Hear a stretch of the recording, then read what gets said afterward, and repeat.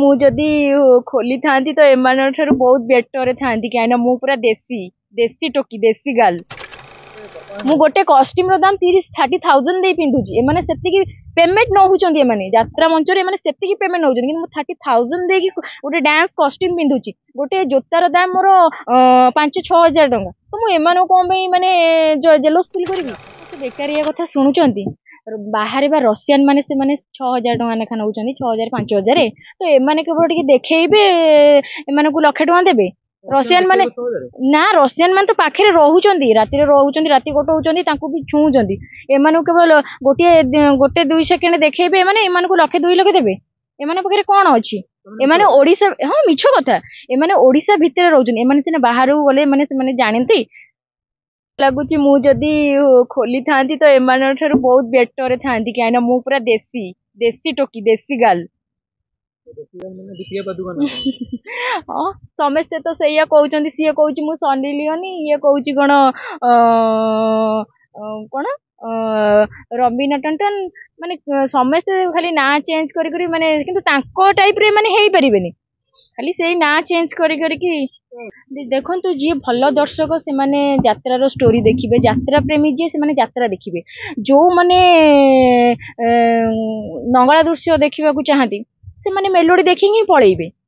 ହୁଏ, ହଁ ହୁଏ, କିଛି ଜାଗାରେ ମୋର ହୁଏ, ସବୁ ଜାଗାରେ ହୁଏନି, କିଛି ଜାଗାରେ ହ୍ୟାମ୍ପର ହୁଏ। ମ୍ୟାକ୍ସିମମ୍ ଭିତରେ 30,000 ଭିତରେ ମିଳୁଛି। 80,000 ମିଛ କଥା, ଏଇଟା ପୁରା ମିଛ କଥା। କିଏ ଇଏ କଣଟା ଜାଣିଛନ୍ତି କହିଲେ? ଇଏ ଗୋଟେ ଚାଲି ଜାଣିଛନ୍ତି ମଞ୍ଚରେ, ଏମାନଙ୍କୁ 80,000 ମିଳିବ କଣ ପାଇଁ? ଇଏ କଣ ହିରୋଇନ? ଚିଆର ମାରରେ କଣ ଦେଖନ୍ତୁ, ଯଦି ସେଇଠି ଏମାନେ ଉଲଗ୍ନ ହେଇକି ସବୁ ଦେଖେଇବେ, ଚିଆର ମାଡ କଣ ଖାଲି ସ୍ତ୍ରୀ ଲୋକମାନେ ଉଠେଇକି କେମିତି ଷ୍ଟେଜରେ ଆଙ୍କୁ ବାଡେଇ ନାହାନ୍ତି। ସେଇ ଚିଆର ମାଡ ପରେ ଆଜ୍ଞା ସିଏ କହିଲେ ଯେ ଏଇଟା ଦର୍ଶକଙ୍କର ଭଲ ପାଇବା। ସିଏ କହିଲେ ଯେ ଦର୍ଶକଙ୍କର ଏଇଟା ଭଲ ପାଇବା, ଚିଆର ମାରୁଛି ଭଲ ପାଇବାରେ ମାରୁଛି। ଦର୍ଶକ ନ୍ୟାଚୁରାଲି ଫିଲ୍ କରୁଛନ୍ତି ଯେ ଚିଆର ଫୋପାଡ଼ିଲେ ସତରେ। ଆଚ୍ଛା, ଏମାନେ ପଇସା ଦେଇକି ତ କରୁଛନ୍ତି, ଏମାନଙ୍କୁ କଣ, ଏମାନେ ତ ଯାହା ବି ହେଲେ କହିବେ ନା।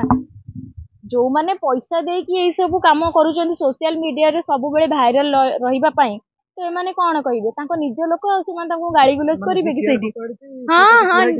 ହଁ କହିଲି ବା, ଏମାନେ ପଇସା ଦେଇକି ସେମାନଙ୍କୁ ଚିଆର କହୁଛନ୍ତି ଆମ ଉପରୁ ଫୋପାଡା, ଆମେ କେମିତି ସବୁବେଳେ ଆକ୍ଟିଭ ରହିବୁ ସୋସିଆଲ ମିଡିଆରେ।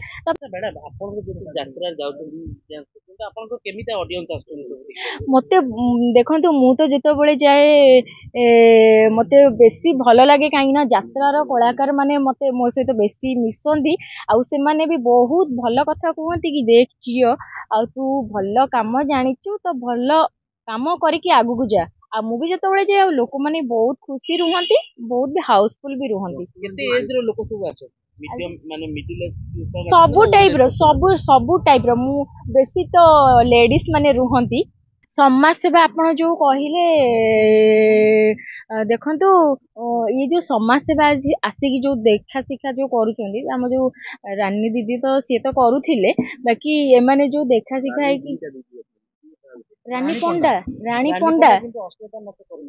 କରି ନଥିଲେ। ସିଏ ସମସ୍ତେ କହୁଛନ୍ତି ନା କଣ ତାଙ୍କଠୁ ଷ୍ଟାର୍ଟ ହେଇଛି। ସମସ୍ତେ ଏଇ ଯୋଉ 2 ଜଣ ନଙ୍ଗଳା ହଉଛନ୍ତି ସେଇମାନେ କହୁଛନ୍ତି ଯେ ତାଙ୍କଠାରୁ ଷ୍ଟାର୍ଟ ହେଇଛି।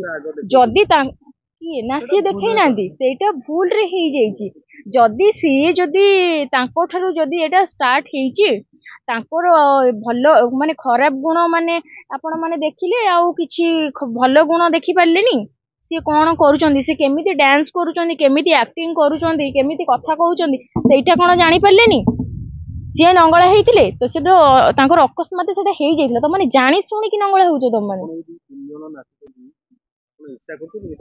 ମୁଁ ଏମାନଙ୍କ ଉପରେ କାହିଁ ସେମାନେ କଣ କି? ସେମାନେ ମୋ ପାଦର ଧୂଳି ହେବେନି, ମୁଁ ସେମାନଙ୍କୁ କଣ ପାଇଁ ହିଂସା କରିବି? ମୁଁ ଗୋଟେ କଷ୍ଟ୍ୟୁମର ଦାମ 30-30,000 ଦେଇ ପିନ୍ଧୁଛି। ଏମାନେ ସେତିକି ପେମେଣ୍ଟ ନଉଛନ୍ତି। ଏମାନେ ଯାତ୍ରା ମଞ୍ଚରେ ଏମାନେ ସେତିକି ପେମେଣ୍ଟ ନଉଛନ୍ତି କିନ୍ତୁ ମୁଁ 30,000 ଦେଇକି ଗୋଟେ ଡ୍ୟାନ୍ସ କଷ୍ଟ୍ୟୁମ ପିନ୍ଧୁଛି। ଗୋଟେ ଜୋତାର ଦାମ ମୋର 5-6 ହଜାର ଟଙ୍କା। ତ ମୁଁ ଏମାନଙ୍କୁ କଣ ପାଇଁ ଜେଲସ୍ ଫିଲ୍ କରିବି?